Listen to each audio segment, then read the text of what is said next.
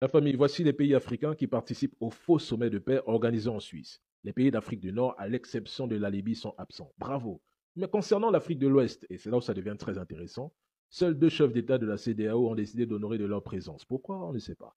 Celui de la Côte d'Ivoire et celui du Ghana. Pour la Côte d'Ivoire, cela semblait naturel, car c'est l'un des rares pays africains à avoir ouvert une ambassade ukrainienne visant à contrer l'influence russe au Sahel. Demain, ils vous diront que les soldats ukrainiens sont présents dans leur pays pour combattre Wagner, Africa Corps et les terreaux comme ils l'ont affirmé pour le Soudan. Ils ont fait une belle propagande avec de fausses vidéos. Pourtant, il n'y a aucun soldat ukrainien en Afrique. Sinon, comment y en aura-t-il si en Ukraine, ils sont en manque d'effectifs et traquent même les jeunes pour combattre l'armée russe? Non.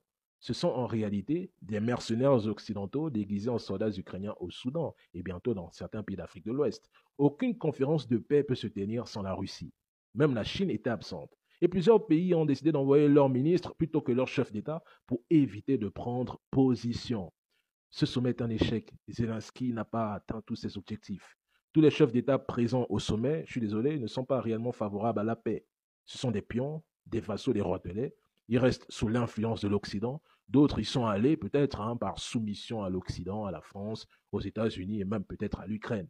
Aucune décision n'aura de poids international car je répète, la Russie usera de son droit de veto. L'absence de la Russie est notable, mais celle de la Chine et de plusieurs piliers des BRICS discrédite encore davantage ce faux sommet.